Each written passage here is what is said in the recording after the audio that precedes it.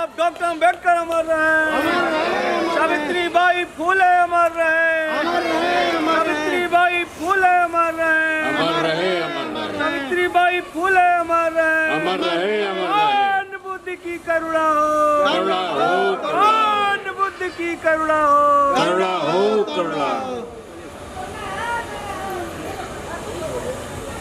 आज भाई चंद्रिका भारती जी ने ये कार्यक्रम जो आयोजित किया है, ऐसे कार्यक्रम हमेशा आयोजित होने चाहिए। इससे पहले भी एक प्रोग्राम इन्होंने बार में किया था, उसमें हम लोग गए हुए थे। और आज का जो कार्यक्रम है वो सावित्रीबाई फूले के जन्मदिन को मनाने के लिए और हमारे राष्ट्रीय अंबेडकर महासभा का आज 12वां जन्मदिन भी है। इस दोनों कार्यक्रम के लिए ये सभा आयोजित की गई है। मैं तो अभी 1-2 सालों से इस सभा से जुटा हूँ। चंद्रिका जी की काफ़ी मेहनत इसमें है और इसको हम लोग आगे लेकर के चलेंगे और एक बैनर तले हम अपने जो समाज पिछड़ा है उसको आगे लेकर के चलेंगे। क्योंकि आज इस कार्यक्रम को सावित्रीबाई फूले के जन्मदिन पे इसलिए ही मनाया जा रहा है कि हम बच्चों में शिक्षा को आगे लेकर के चलें। वो पहली ऐसी शिक्षक थी जिन्होंने समाज को तोड़ करके एक विद्यालय का भी निर्माण किया और उसकी प्रिंसिपल रही, और उनका साथ अगर किसी ने दिया तो वो फातिमा शेख थी। दोनों महिलाओं ने मिलकर के कुछ दिनों के बाद 5 पढ़ाई करेंगे और जो लोग नहीं पढ़ पाए हैं आज वो अपने बच्चों को आगे पढ़ाएंगे। इस सभा के माध्यम से हम पिछड़े समाज को सिर्फ पढ़ाई की तरफ ध्यान दें, उतने ही में हमारा पूरा समाज जो है वो ऊपर आ जाएगा। तो इसके लिए हमारी कोशिश है कि हम लोग मिल करके ये सारा काम करें और बच्चों की पढ़ाई की तरफ पूरा ध्यान दें। बस इतना ही मुझे कहना। बहुत बहुत साधुवाद। अभी हमारे राष्ट्रीय सचिव परम आदरणीय नजमुल मारूफी साहब को सुन रहे थे। बहुत बहुत साधुवाद। अब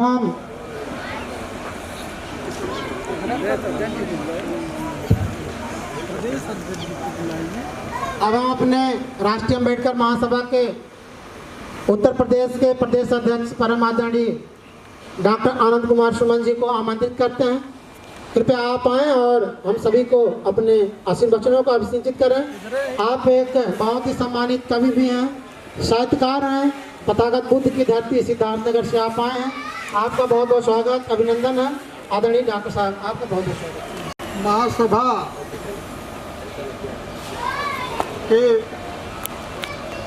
12वें स्थापना दिवस के अवसर पर आयोजित यह माता सावित्रीबाई फूले का 193वां जन्मदिन आयोजित किया गया है। तथागत गौतम बुद्ध की इस धरती, जिस धरती को गोरखनाथ के नाम से जाना जाता है और तथागत बुद्ध के धम्म से निकले 18वें यान को ही हठ योगियों ने अपनाया था। तथागत बुद्ध के 18वां यान जो था उसी से इस गोरखनाथ जी का जो है संप्रदाय चला था। मैं इस धरती को बारंबार नमन करता हूँ। आज के इस मंच पर उपस्थित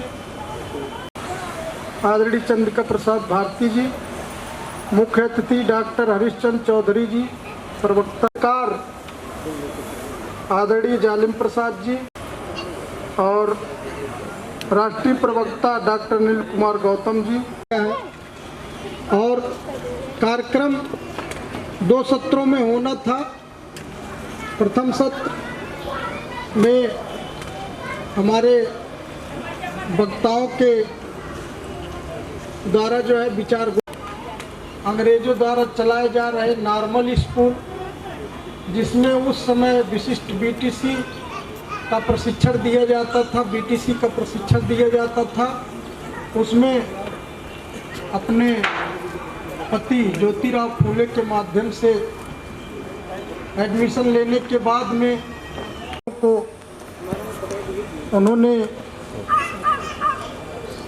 देखा और जो है चलिए एक बच्चे की सेवा करते समय उनको भी प्लेग हो गया और वो इस दुनिया से चल बसे।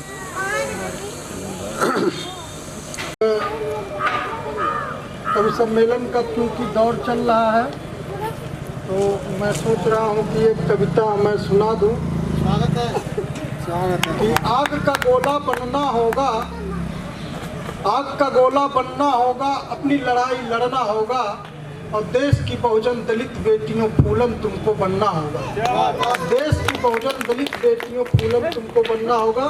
फूलन आप सावित्री बाई फूले और फूलन देवी से ले सकते हैं। फूलन देवी निषाद जो रही कि जब तक हम फूलन देवी की तरह से नहीं बनेंगे तब तक हम न तो अध्ययन कर पाएंगे और न ही और कुछ कर पाएंगे।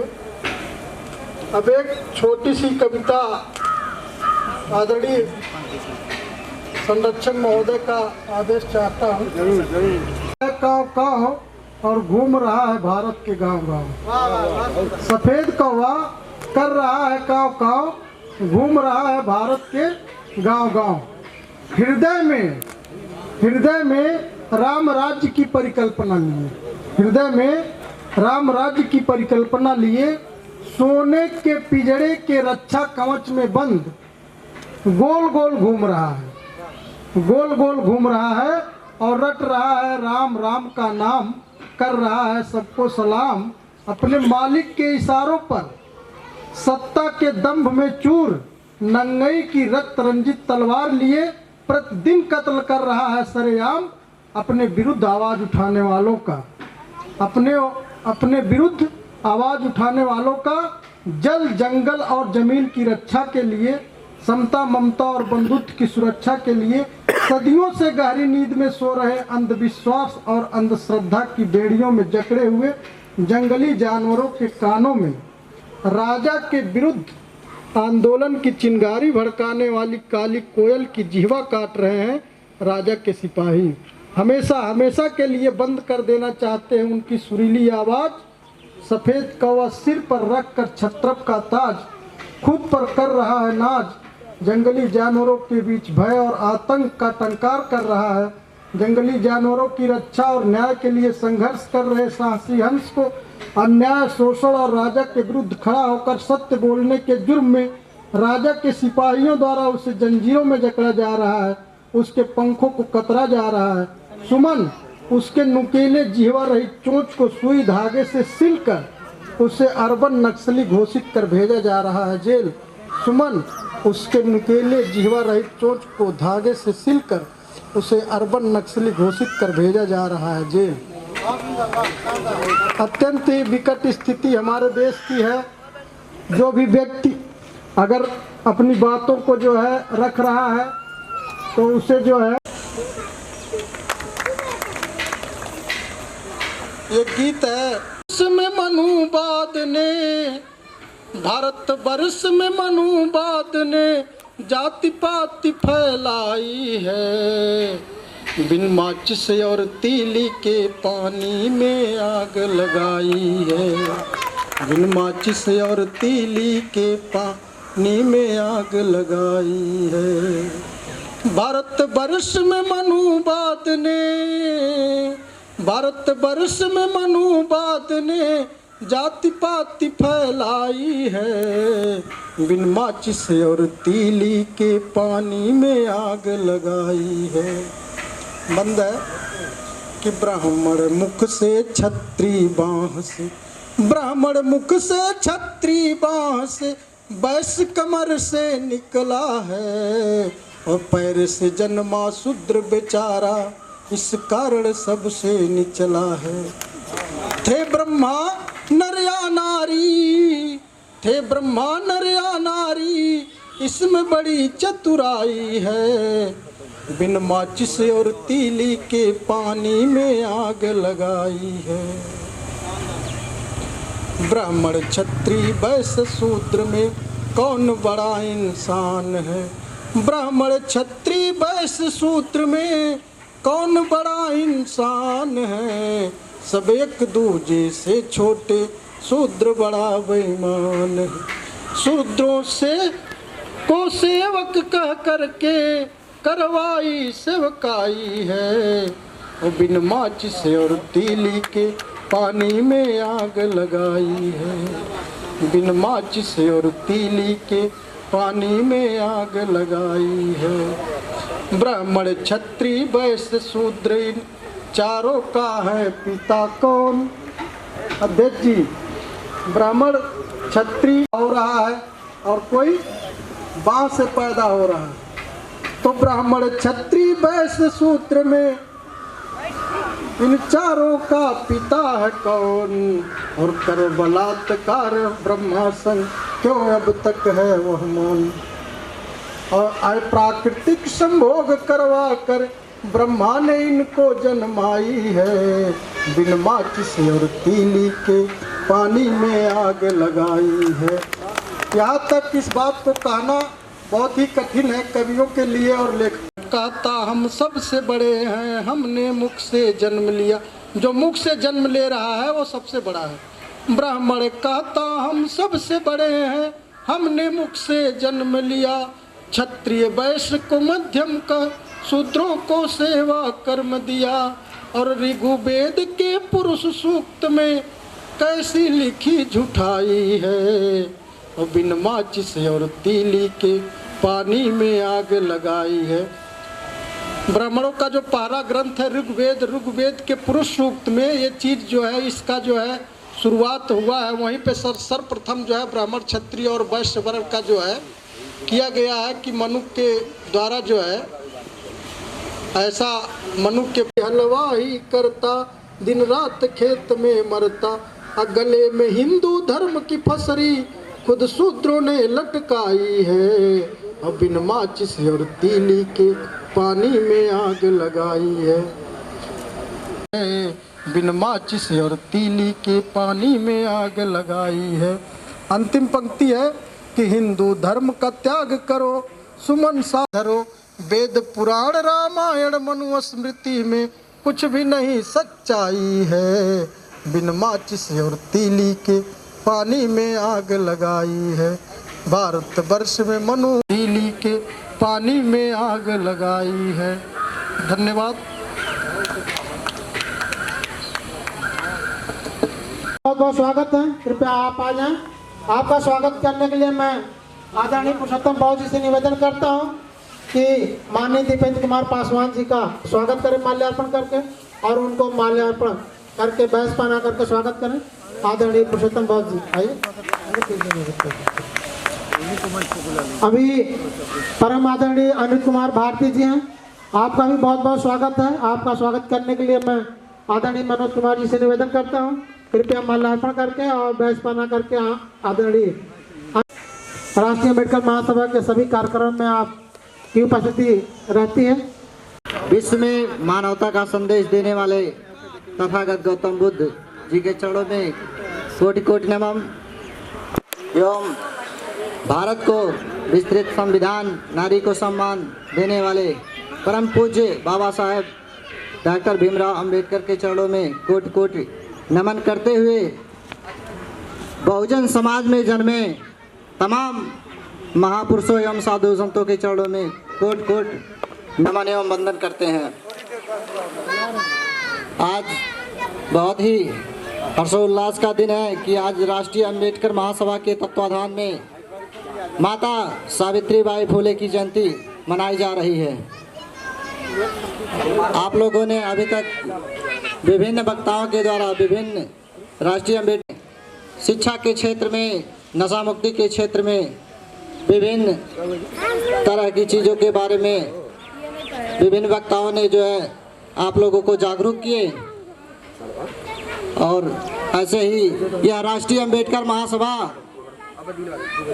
हमेशा के लिए जो है आप सभी को जागरूक करता रहेगा और आप लोग ऐसे ही साथ देते रहें, यूनिटी में बने रहें, एकता में बने रहें।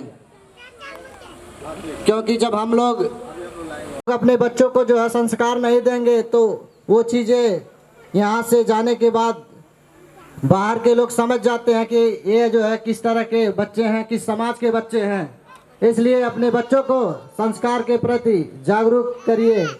अपने से बड़ों के साथ क्या करना चाहिए, कैसे अभिवादन करना है, कैसे एक दूसरे के साथ बोलना है, कैसे पहनावा, बच्चों के नहलाने पे ध्यान दीजिए। तो ये सारी चीज़ें जो है बहुत ज़रूरी हैं।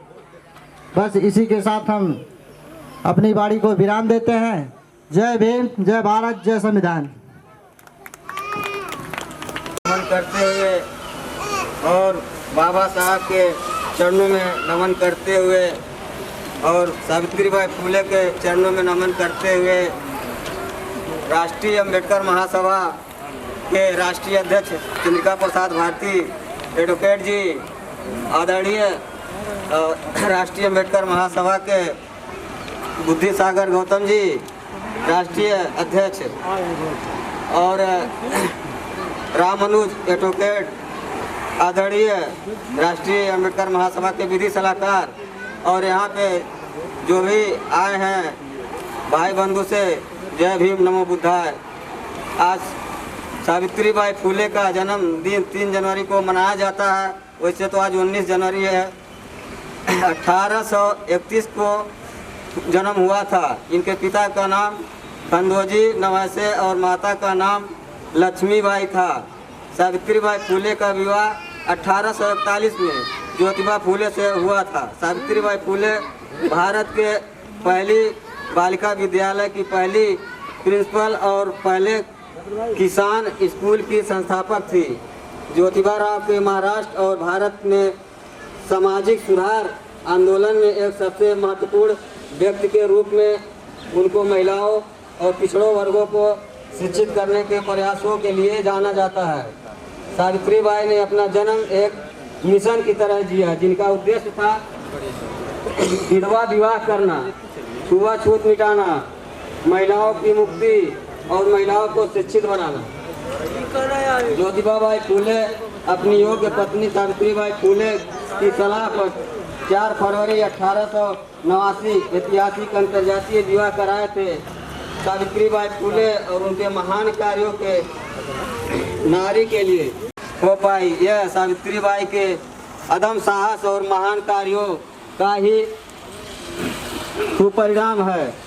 आज खुली हवा में भारतीय नारी सांस लेने में समर्थ हुई हैं और पुरुष के समान हर क्षेत्र में प्रगति के पथ पर अग्रसर हैं।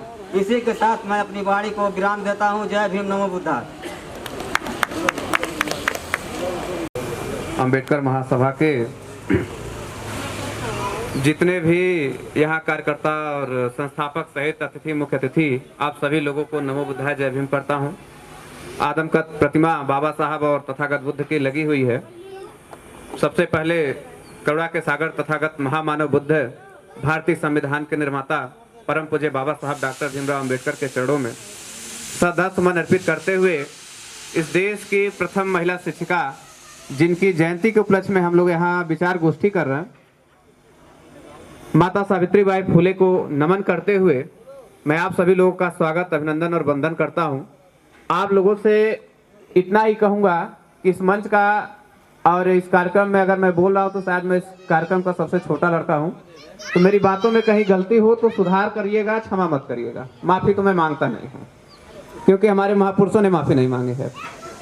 तो बड़े से आसमां को सजाते हैं सितारे, चांद को भी खूबसूरत बनाते हैं सितारे। भले ही आपके तो जिनको काम हो वो काम कर लेंगे, और जो लोग बैठे हैं तो कम से कम हमारी तरफ ध्यान देंगे, क्योंकि आधे मन से काम न करें, चाहे सुने या बोले। आधे मन से काम करेंगे तो निश्चित तौर पे आप लोग कहीं न कहीं समाज को धोखा दे रहे हैं, खुद को धोखा दे रहे हैं। तो बहुत जरूरी ना हो, पाल रखा कीजिए।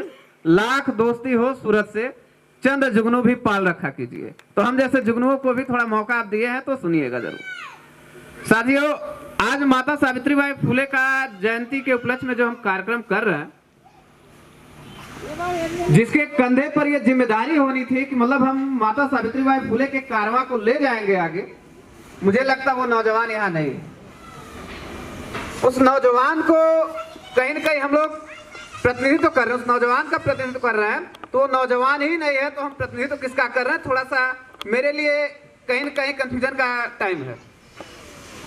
मैं सावित्रीबाई फुले से क्षमा मांगता हूं। क्यों क्षमा मांगता हूं कि हे मां सावित्रीबाई फुले, ये जहां तेरे नारों से गूंज रहा है, मुझे नहीं पता था जिन पत्थरों से तुझे चोट पहुंचाया गया था, आज का नौजवान उसे ही पूज रहा है। इसलिए मैं आपसे क्षमा मांगता हूं कि उस लायक हमने समाज नहीं बनाया कि जिस सावित्रीबाई फुले को पत्थरों से चोट पहुंचाया गया था, आज हमारी बेटियां उसको पूज रही। दुर्भाग्य है हमारे महापुरुषों का कि इस देश में पैदा हुए और इस देश के लोगों ने उनका सम्मान उतना नहीं किया जितना कि होना चाहिए था, जहां तक मैं समझ पाता हूं। साथियों, मैं ज्यादा बातें नहीं करूंगा क्योंकि मुझे पता है कि सूर्यास्त हो रहा है और यही छठ का समय होता तो शायद इस सूर्य की आराधना करने के लिए सभी लोग रुके होते, लेकिन इस सूर्यास्त हो रहा है, हमारी महिलाओं को खाना बनाने का देरी होगा, लेकिन छठ के समय इसी सूर्यास्त के समय तक हमारी महिलाएं रुकी रहती हैं। गलत नहीं कर रहे हैं हमारी माता। एक बात ध्यान रखिएगा, मैं आप लोग को छठ की बात छेड़ दिया हूं तो थोड़ी सी बात और बता दूं कि हमारे समाज में फल खाने का 2 ही समय होता है, एक ही छठ और एक ही बीमारी। यदि बीमार है तो ना तो बात फल लेकर जाएंगे, यदि छठ का त्योहार है तो जम के फल खरीदेंगे। उसके अलावा कोई ऐसा दिन नहीं आता है कि जो आप करें, अरे ठीक है गए खरीदने से और खरीद के आ गए सरल हवा अमरूद यहाँ से, ये चीजें हैं। तो बात समझने की है कि हम क्या रहे हैं। मैं माता सावित्रीबाई फुले के ऊपर ज्यादा बातें नहीं करूंगा क्योंकि आप लोगों ने बता दिया था। वर्तमान में सावित्रीबाई फुले के जीवन का संघर्ष का महत्व क्या है, हमें यह जानना है। तो आप सभी साथियों से मैं ये कहना चाहता हूं कि माता सावित्रीबाई फुले का जन्म ऐसे परिस्थिति में होता है कि जहां पर वो सभी क्रांतियों को करने के लिए सभी प्रकार के अस्त्र शस्त्र से तैयार नहीं थी। वो अभाव में क्रांति करती है।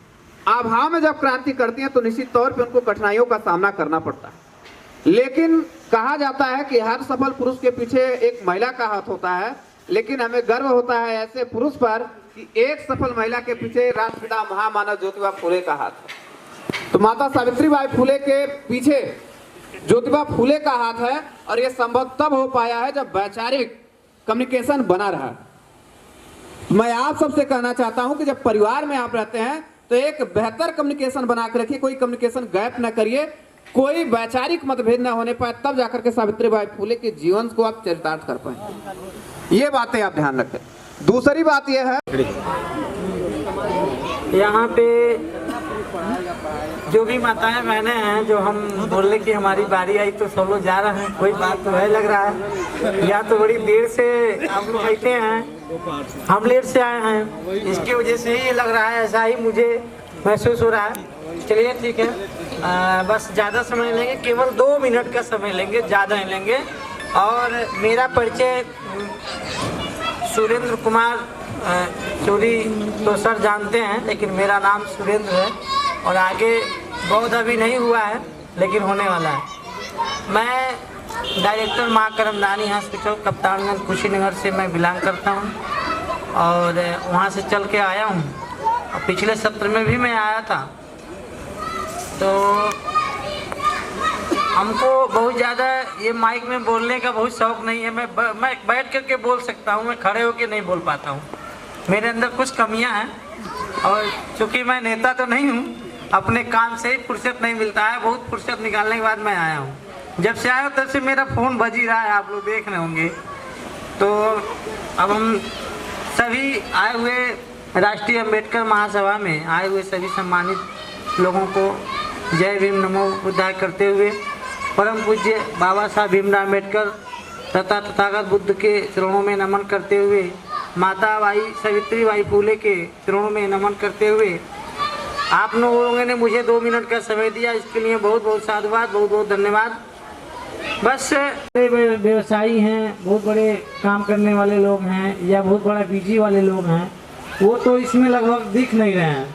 वही लोग दिख रहे हैं जो थोड़ा बहुत समय निकाल करके आए हुए हैं, और समय वही लोग निकाले हैं जो हम लोग के विचार को मानते हैं। अगर हम लोग का विचार न लड़े न मिले तो कोई किसी को नहीं पूछने वाला। तो इसलिए हम लोग बहुत समय नहीं लेंगे, क्योंकि हमारा भी हॉस्पिटल से फ़ोन आ रहा है और निकले हम लोग काफ़ी देर हो गया। तो यहाँ पे आए हुए सभी लोगों को मेरे तरफ से फिर से जय भीम नमो बुद्धाय। मैं बहुत कुछ नहीं बोल पाऊँगा, मैं एक ही चीज़ बताऊँगा कि पढ़ने से ही सब कुछ होगा। अगर हमारे पास किसी तरह का कोई हथियार अगर है, हमको अगर आगे जाना है, नाम रोशन करना है, तो हमें पढ़ना होगा और पढ़ने के लिए सबको एकत्रित होना होगा। और जो भी हमारे सम्मानित गण यहाँ बैठे हुए हैं, ये भी हमारे लोगों को कदम से कदम मिला करके केवल मंच पर बैठने के लिए, और एक बहुत बड़ा हमको यहाँ पे हम आए हैं, हम लोग मना तो रहे हैं माता सावित्री बाई फूले का जन्मदिन, लेकिन यहाँ मंच पे कोई महिला नहीं है, क्योंकि यहाँ पे महिला का जगह है, ये हम लोगों का जगह नहीं है। अगर वास्तविक में कहा जाए तो हम किनका जयंती मना रहे हैं? माता सावित्री बाई फूले का।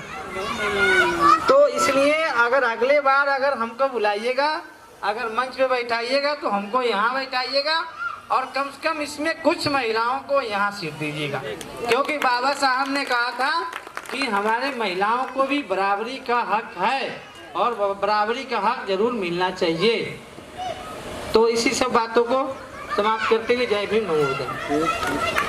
अध्यक्षता कर रहे हम सभी के मार्गदर्शक अध्यक्ष जी, जो गोरखपुर में ही एक अधिवक्ता के रूप में अपने को स्थापित किए हुए हैं, मैं उन्हें सबसे पहले धन्यवाद देना चाहता हूं, जिन्होंने मुझे इस योग्य समझा। उसके बाद संचालक महोदय, जिनका काम सर्वोपरि होता है श्रोता और वक्ता के बीच को सामंजस्य बनाए रखना, उनकी इस कला को भी मैं बहुत बहुत धन्यवाद देना चाहता हूं। और आज मंच पे हमारे बहुत सारे सम्मानित जन बैठे हुए हैं, सभी को मैं दिल से आभार व्यक्त करना चाहता हूं इस मंच के माध्यम से, क्योंकि मुझे जो जिम्मेदारी मिली है इस सभा के लिए, उसे निभाना भी हमारा दायित्व और कर्तव्य, और आप लोगों का प्यार सब हो जाता है उसी में। आप लोग जानते हैं कि जितने चित्र या कहें फोटो या प्रतिमा लगी हुई है, सभी लोगों का एक ही उद्देश्य था, अपनों के लिए सपनों को खोया है, सपनों के लिए अपनों को खोया है। यह यहाँ पर चरितार्थ होता है आप सभी के लिए। मैं एक चीज आप लोगों से और बता देना चाहता हूँ, मैं अपने व्यक्तिगत जीवन में जो मुझे सरकार ने पद दिया है उसका नाम है प्रवक्ता। केवल बोलने का कार्य ही मेरा रहता है, क्योंकि कॉलेज में केवल बोलना ही रहता और कुछ नहीं करना रहता। इसके पहले मैं आप लोगों के आशीर्वाद से 5 विभाग गवर्नमेंट का छोड़ करके 6ठे विभाग में एज ए वक्ता के रूप में हूँ। दिन भर सुनना होगा, मुझे कोई दिक्कत नहीं है, लेकिन समय अभाव में और अध्यक्ष जी का गाइडलाइन है कि अब समझ को देखते हुए इसे समाप्त किया जाए। इसलिए मैं छोटी सी बात से आप लोगों को जरा सा वहां तक ले जाना चाहूँगा कि जहाँ के लिए आप लोग आए थे, और वह भी 21 साल के उम्र में जाकर के कक्षा 7 को उन्होंने पास किया था। कक्षा 7वीं उनको पास करने में 21 साल लग गया था। जो व्यक्ति खुद शिक्षा नहीं पाया, वह अपने पत्नी को कैसे शिक्षित किया, यह सब आप लोग अपने घर तक जरूर ले जाइएगा, क्योंकि मेरा एक उद्देश्य रहता है पढ़ाते समय भी, क्योंकि मैं अपने विषय में अधिकतम डिग्री लेके बैठा हूँ, जो उस विषय की अंतिम डिग्री होती है। इसलिए मुझे इतना तो अनुभव है ही कि कैसे पढ़ाया जाता है और क्या पढ़ाना चाहिए। आप लोग को मैं वही देना चाहता हूँ कि जो आप लोग घर तक ले जा सकें, क्योंकि हमसे पूर्व सभी वक्तागणों ने बहुत कुछ आप लोगों को दिया है। इसीलिए मैं अपनी बात थोड़ी जल्दी जल्दी कहना भी चाह रहा हूँ, क्योंकि संख्या न के बराबर हो रही है। आप सभी जानते हैं कि जब ज्योतिबा बाई फूले शिक्षा के लिए सोचे थे, उस समय कारण क्या था? उस समय विष्णु शास्त्री जी का एक कहनाम था कि अंग्रेजी ही वह शेरनी का दूध है, जो पीता है वही दहाड़ता है। यहाँ पे सबसे बड़ी बात है, अंग्रेजी की बात की गई थी, और उसके साथ साथ लक्ष्मण शास्त्री जोशी साहब ने कहा था कि जो जन्मजात शेर नहीं है वह कभी दहाड़ नहीं सकता। इन्हीं दोनों बातों से ज्योतिबा बाई फूले ने शिक्षा के लिए कदम उठाया और उन्हें कोई शिक्षक जब नहीं मिला अपनी पत्नी को पढ़ाने के लिए, उन्होंने खुद ही पढ़ाया और पढ़ा करके उसी विद्यालय का प्रधानाचार्य बनाया। जिस विद्यालय को वो पढ़ा रही थी उसके सबसे बड़े शिक्षिका के रूप में वो अपने को स्थापित किया। इतनी बातें आप जरूर ले जाइएगा कि जब कक्षा 7 पढ़ा व्यक्ति अपनी पत्नी को पढ़ा करके प्रधानाचार्य मतलब प्रिंसिपल या हेड कहें या कुलपति कहें या सब कुछ कहें शिक्षा का उन्होंने बनाया, तो क्या आप अपने बच्चों को नहीं बना सकते? क्यों नहीं बना सकते? मुझे जवाब चाहिए। मुझे जवाब लेने के लिए यहाँ बुलाया गया है, मुझे जवाब चाहिए। दूसरी बातें, क्योंकि संक्षेप एकदम करना मजबूरी है, दूसरी बातें मैं कहना चाहता हूँ। 1950 के पहले आपका जीवन भगवान के हाथ में था। 1950 ध्यान रखिएगा, 26 जनवरी 1950, अगर तारीख भी चाहिए वो भी ले लीजिए। 26 जनवरी 1950 के पहले आपका जीवन भगवान के हाथ में था। जब आपके सामने बाबा साहब ने एक किताब लिख दिया, भगवान छुट्टी पे चले गए। क्यों गए छुट्टी पे? क्योंकि उनके हाथ में आपका जीवन नहीं था, ये आपको ध्यान रखना होगा। उसी दिन से भगवान अपनी छुट्टी मनाने चले गए और आपका जीवन बाबा साहब की दी हुई किताब के हाथ में आ गया। आज आप कुर्सी पे बैठे हैं, ये किसकी देन है? आपको ज्ञान होना चाहिए, यह बाबा साहब की देन है। अगर बाबा साहब 1950 में वो किताब खुद संघर्ष करके न लिखे होते, आज आप इस कुर्सी पे कदापि नहीं होते। यह मेरा दावा है, किसी भी हालत में आपको कुर्सी नहीं मिलती।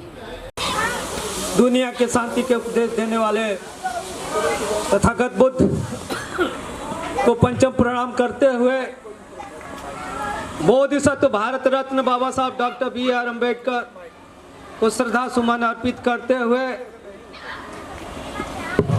राष्ट्र माता देश की प्रथम शिक्षिका सावित्रीबाई फूले के जन्मदिन के अवसर पर बतौर मुख्य अतिथि माननीय डॉक्टर हरिश्चंद्र चौधरी साहब, प्रवक्ता DB inter college Beniganj Gorakhpur, विशिष्ट अतिथि के रूप में परम आदरणीय श्रद्धेय जानी प्रसाद जो राष्ट्रीय अम्बेडकर महासभा के राष्ट्रीय संरक्षक हैं और मंच पर आश्रित इस कार्यक्रम के संचालन कर रहे आदरणीय डॉक्टर बुद्धि सागर गौतम राष्ट्रीय महासचिव साहब, बतौर अतिथि के रूप में मंच पर बैठे राष्ट्रीय अम्बेडकर महासभा उत्तर प्रदेश के प्रदेश अध्यक्ष आदरणीय डॉक्टर आनंद कुमार सुमन साहब और मंच पर बैठे विधि सलाहकार एडवोकेट रामानुज राव साहब और सम्मानित साथियों, इस कार्यक्रम में बैठे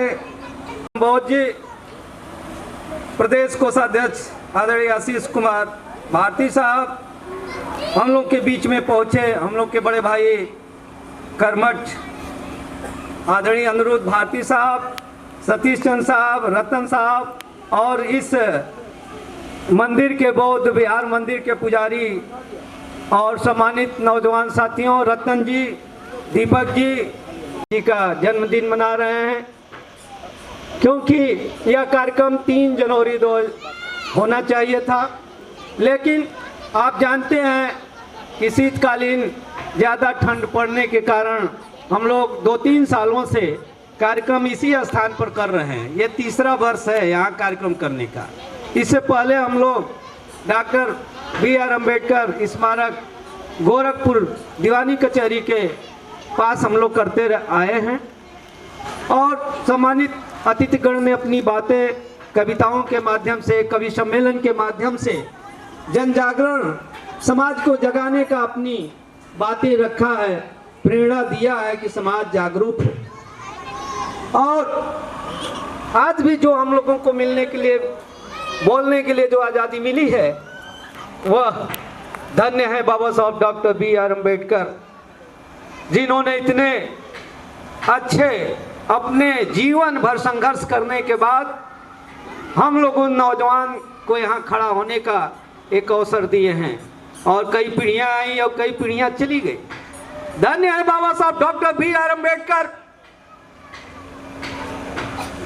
जो अमेरिका के राष्ट्रपति बाराक ओबामा भारत में आते हैं तो कहते हैं कि धन्य है बाबा साहब डॉक्टर BR अम्बेडकर, अगर हमारे देश अमेरिका में जन्मे हुए होते तो मैं सूर्य से बड़ा देवता के रूप में बाबा साहब डॉक्टर अम्बेडकर को मानता।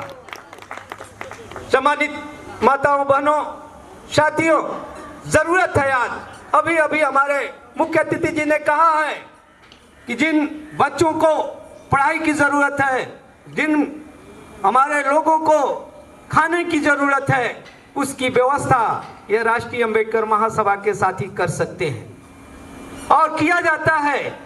अभी अभी हम लोग अक्टूबर माह में प्रदेश का सम्मेलन किए थे। उस सम्मेलन में 300 बच्चों को सम्मानित किया गया था, जिसमें 300 बच्चे परीक्षाएं दिए थे, बहुजन महापुरुषों पर क्वेश्चन बनाए गए थे और जनरल नॉलेज के क्वेश्चन बनाए गए थे, विज्ञान, साइंस, मैथ वगैरह सारे विषयों को हमारे अनुभवी साथियों ने सहयोग करके अच्छा पेपर तैयार कराया था और 2 विद्यालयों का सेंटर बनाया गया था, परीक्षा केंद्र बनाया गया था, जिसमें 2 साइकिल दिया गया था इनाम के प्रथम विजेता को, द्वितीय विजेता को 3 घड़ी और तृतीय विजेता को 4 बैग और सभी को मेडल और प्रमाण पत्र और माला से सम्मानित किया गया था, हर बच्चे बच्चियों को।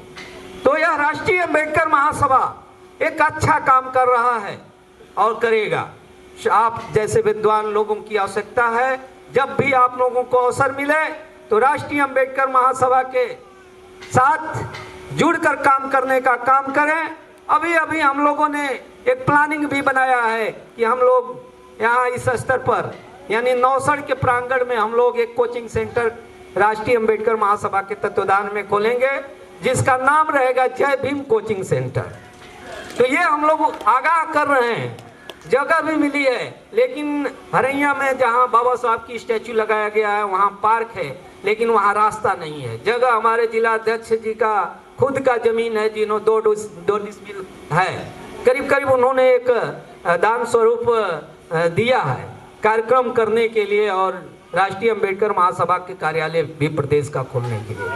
पुरोधा और विद्वान साथी इस मंच के जरिए इस कार्यक्रम को समापन किए हैं। कहीं किसी अन्य साथियों से सहयोग नहीं लिया गया, सिर्फ मंच के साथी और राष्ट्रीय अम्बेडकर महासभा के पदाधिकारी गण के सहयोग से यह कार्यक्रम आहुत हो रहा है और हम लोग चाहेंगे कि अगले बार इस कार्यक्रम को और बड़े पैमाने पर किया जाएगा और उसमें लंच वगैरह की भी व्यवस्था बनाई जाएगी और साथियों को जागरूक करके और अधिक से अधिक काफिला बनाया जाएगा।